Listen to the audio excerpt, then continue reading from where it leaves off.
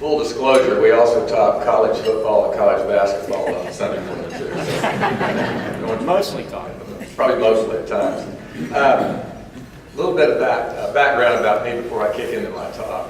Why am I up here?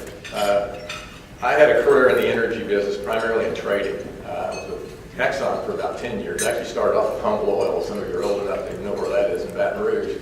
I was with Exxon 10 years, and I went to Koch Industries in Wichita, Kansas for most of my career there, and then came back to Houston in '97, ran our trading business, and then we sold our business to Merrill Lynch and Lowe's Corporation in '04, and then since then I've been serving on boards and do some work with Greg and them at CCMP Capital, and I've been very active in a couple of ministries, Generous Giving and another one called Mars Hill Production. So that's why I'm up here. I've also worked with PA for a long time, like I said, almost 20 years, when Will and I were kind of the first advisory board that met with Dennis when we were kind of trying to figure out what to do. And this is kind of this is one of the results of that, this kind of a forum, and also some of the things that happened after that, which I'll cover later.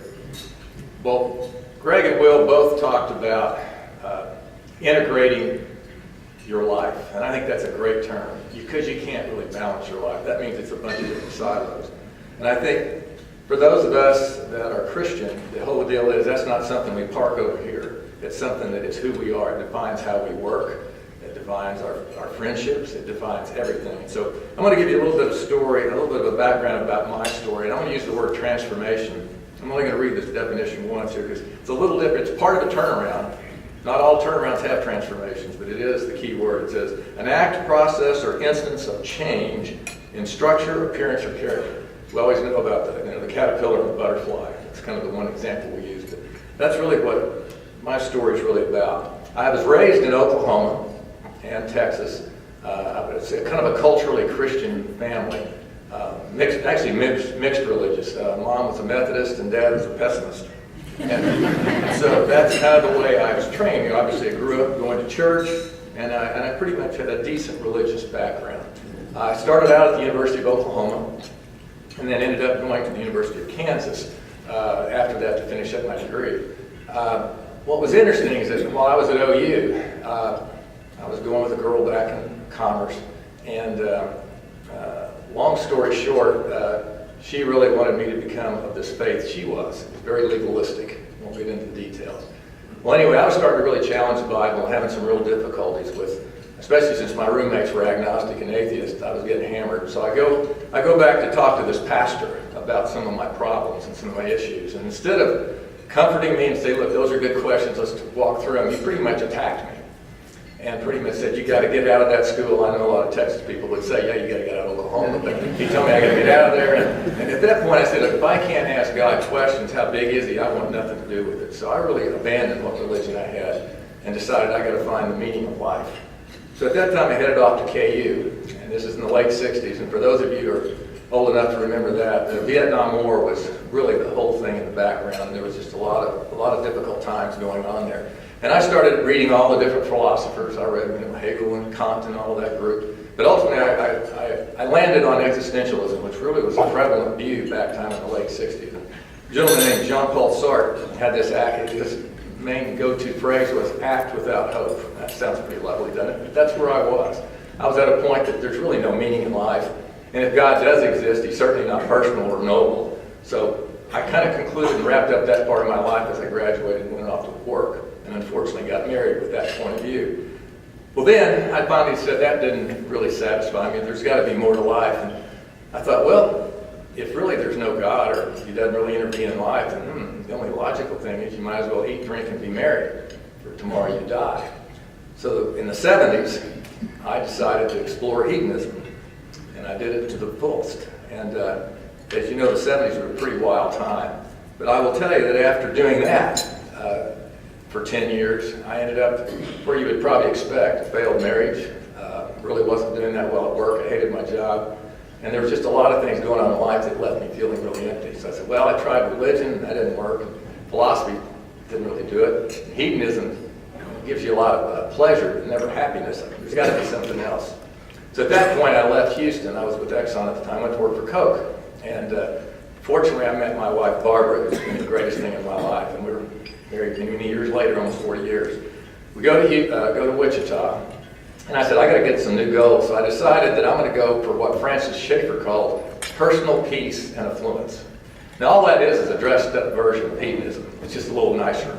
I said, now, Will and Greg have made phenomenal business decisions and all. At this point, I hadn't made any. So I set some goals for myself.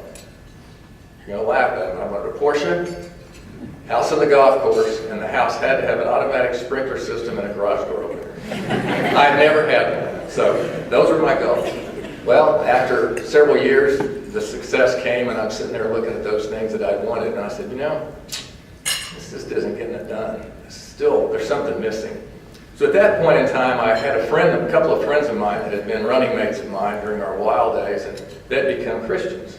And I'd seen a dramatic change, transformation in their life. And I thought, these guys are too smart for that. But I watched it, and I was encouraged. Well, I guess I was curious. So I started going back to church and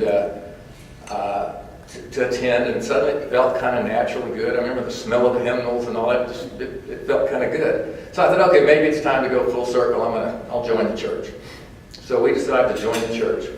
And then, this is a miracle in a way, I ended up signing up to go on a retreat. And I'm sitting there thinking, I'm scared to death of religious people. Now I'm going to be locked up at this 4-H camp all weekend with religious people. What am I doing?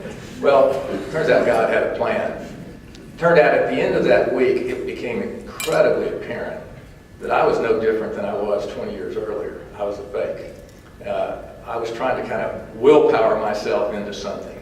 And I will never forget that weekend, after really witnessing some pretty amazing testimonies, but I'd never heard a testimony before, which is kind of what you're hearing now. An amazing thing happened. I felt like I started getting this conviction. And the pastor, right as we were leaving, there was one time left for one person to get up and talk, and I was pretty nervous, but I felt like I ought to say something. I jumped up and he said, in Matthew 10:32-33, he said, whoever acknowledges me before men, so will I acknowledge before my Father in heaven. Whoever disowns me before men, so will I disown. And those words penetrated. And at that point, what I saw clearly that I'd never seen before is I realized that God really did love me. He had loved me all along, Christ especially. But what was interesting, I had put the face of that pastor in Commerce, Oklahoma on the face of Jesus. That the anger, the bitterness, all of that was really directed at somebody that had hurt me deeply. And that 20-year bypass basically came back to fruition in a fresh way when I really surrendered my life to God at that time. And so it's really been a wonderful time ever since. The other thing was, after being, if you want to call it, fairly analytical, very scientific, very theological, very philosophical, for the last 28 years, I've really been trying to integrate my life along all dimensions. I'm not a Christian over here and something else over here. I try to integrate everything because I think God is, He's God of all truth. And so I'm not afraid of truth. And so that was very freeing to me to have that basis. And so from that standpoint, that transformation that started 28 years ago is still continuing. And as Greg said, it is something, and it will too. It's a day-by-day thing. Sometimes it's 2 steps up, 1 step back, but ultimately the transformation has been wonderful. Now let me tell you a little bit of what I've learned. One of the things you hear the word about, you hear the word gospel. Well, it's really a term that means good news. I said, well, what really is the good news? Well, I'll just kind of take you through the few steps that I've since learned what the Bible teaches. One, it just says all of sin. Now, by the way, the word sin is not a very popular word these days in political correct times. It really just means falling short of the mark. It's pretty easy to figure out that we've all sinned. First of all, I can't even keep the rules I make for myself, much less the ones God has for me. So that's pretty easy to figure out. Well, then the Bible teaches in for those that miss that mark, or quote, sin, they're separated from God. That doesn't mean they die physically, but there's suddenly a barrier between you and God that needs to be healed and broken. Most of us try to do it ourselves. We say, well, I'll pray more, or I'll give more, or I'll do this. As long as my good outweighs the bad, I should be okay. Well, that's kind of not what the Bible says. The Bible expects perfection. That's a problem. That's a pretty tough nut. So how do you figure that out? If I've already busted the rules and I can't do it on my own, what do I do? Well, there's a good answer there. The Bible talks about in the book of John that the Word, Christ, became flesh and dwelt among us. And the good news was He actually lived the life we were supposed to live, did it flawlessly, and then gave His life as an exchange for mine. So what I do is where religion is all about the word to, Christianity is all about the word done.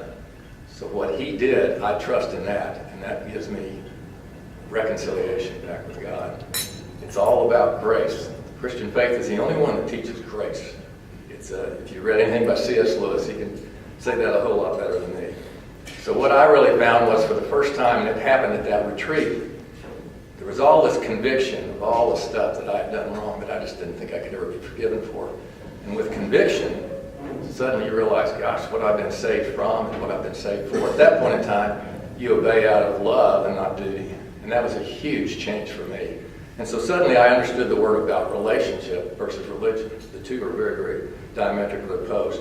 The other thing that I like about it is sometimes you figure, well, can I lose this? I mean, good grief, if I mess up, do I suddenly go back to zero? The answer is no. Yeah, you do have ups and downs as believers, but the good news is what God tells you is that once you've made that transaction with him and put the trust in God, trust in Christ, it's there forever. So that's very assuring.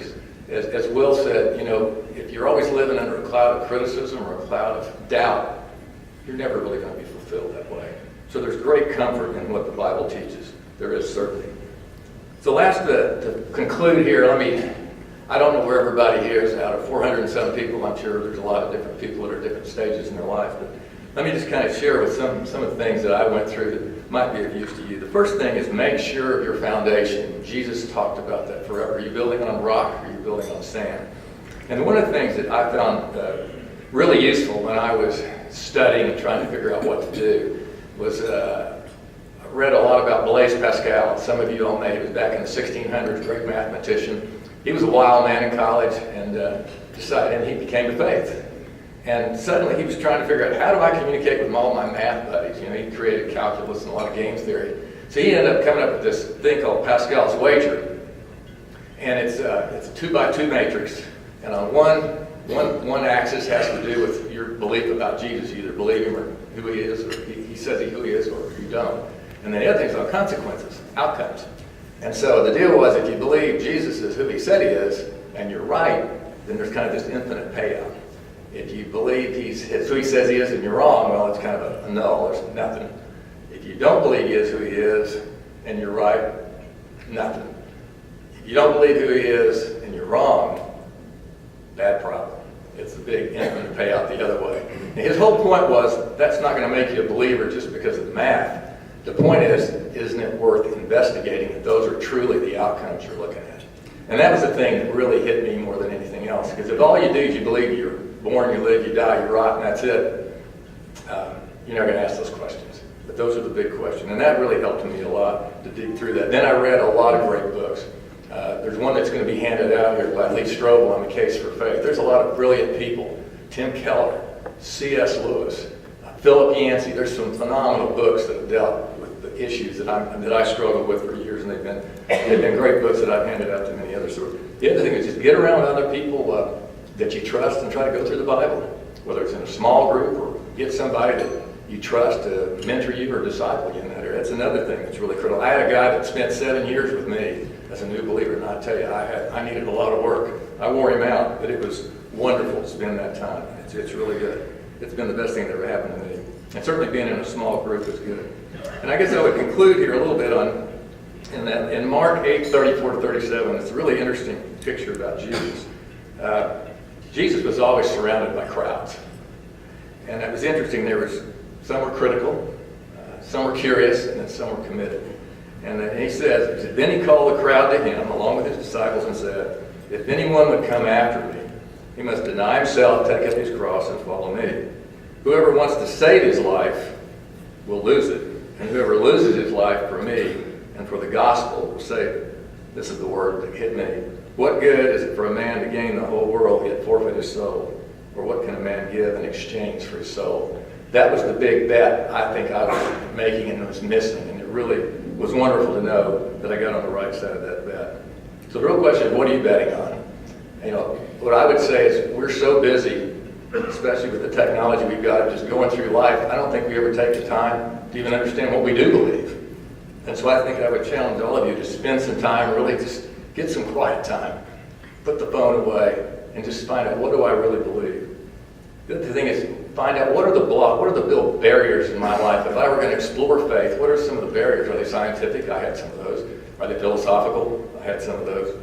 Are they economic? There's a lot of things that tend to be barriers. Try to deal with all of those as best you can. But I think the ultimate question really is who are you, Lord, and what do you want me to do? That's the big question. And I think if you pray that, if you ask that, I think God has promised that if you ask Him in earnestness, He will answer that prayer.